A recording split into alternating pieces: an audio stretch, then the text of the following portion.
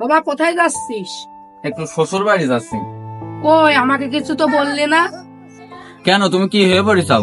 জেনে যেতে হবে যে তোমার কয়ে যেতে হবে। এখন আমি বড় হয়ে গেছি, এখন জেনে যাবো, তোমার ক্ষতি পারবো না। বাবা আমি সকাল ধরে কিছু খাইনি, আমার খুব খিদে লেগেছে। বৌমার বল আমার কিছু খাইতে দিতি। বৌমা কালকে রাত্রি যে কুলির পিঠে বানাইলে আমার তো দিলে না, দেও আমি খাই। দেখিস আমার রাত্রি কি বানাইছি না বানাইছি চুরি করে সব দেখেছি। শোনো বাবা, এখন যদি খেতে মন চাই তাহলে বানাই খাও, আর না হলে কিনে খাও, ঠিক আছে? বাবা আমি এখন মুরব্বী হয়ে গেছি, আমি কি কাজ করে খেতে পারি?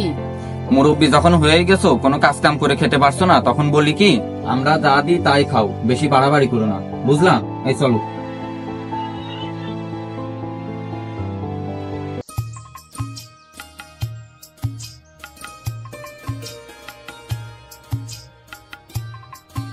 আসসালামু আলাইকুম বাবা, কেমন আছেন? এই তো বাবা ভালো আছি। তো তোমাকে আসতে তো দেরি হলো কেন? এই তো বাবা কিছু কেনাকাটা করছিলাম তো, তাই আসতে দেরি হয়ে গেছে। বিআইকে তো দেখছি না, তুমি বিআই কই? আব্বার শরীরটা অনেক খারাপ, হার্টের সমস্যা, মাস গেলে 10,000 টাকা ওষুধ লাগে। সমস্যা নেই, আব্বা সুস্থ হলে আপনাদের এখানে পাঠাই দিবান। আচ্ছা বাবা। আব্বা তুমি পুলি পিঠা খেতে পছন্দ করো না? তোমার জন্য পুলি পিঠা বানায় নিয়ে আসি। আচ্ছা মা, তাহলে তুমি জামাইকে নিয়ে ঘরে যাও, চা বিস্কুট খেতে দাও, আমি বাজার থেকে তো আসছি।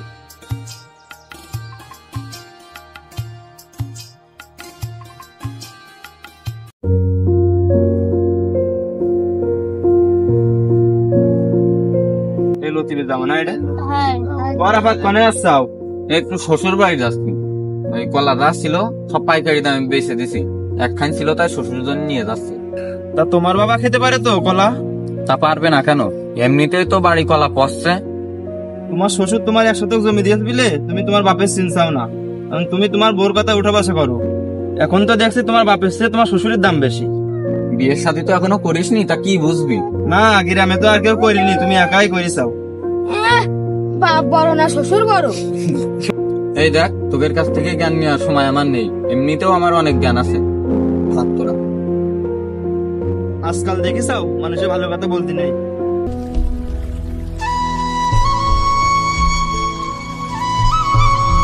আব্বা, আব্বা, কেমন আছো বাবা? এই তো আব্বা ভালো আছি। আব্বা প্যাকেটে কি?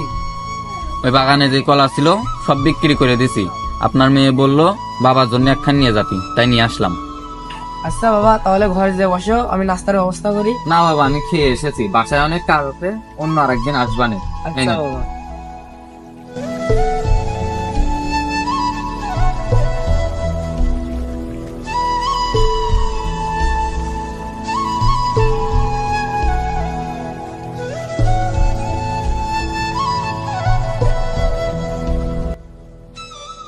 এই শোনো, আব্বা মনে হয় আমাকে এখানে এসে বেড়াতে আসবে। ও তাই? তাহলে ওই বাজারের প্যাকেটটা দাও, বাজার থেকে কিছু মাছ মাংস আর ফল ফুল হলে কিনে আনি।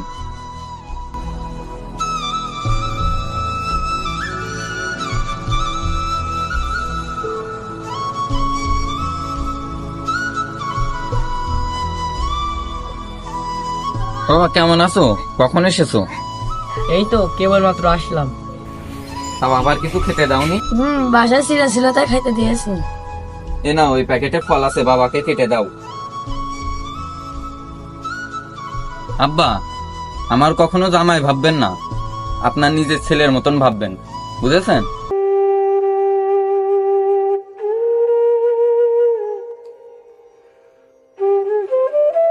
বাবা আমার খুব খিদে পেয়েছে, আমাকে দুটো খেতে দাও।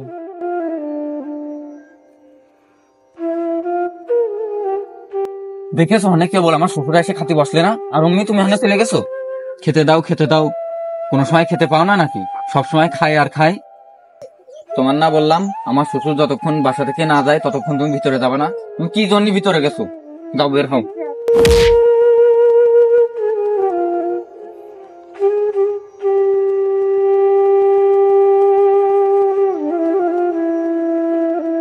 অনেক পরিবারে এমন আছে যারা নিজের বাবাকে বাবা বলে না, আবার শ্বশুর মশাইকে আব্বু জান বলে।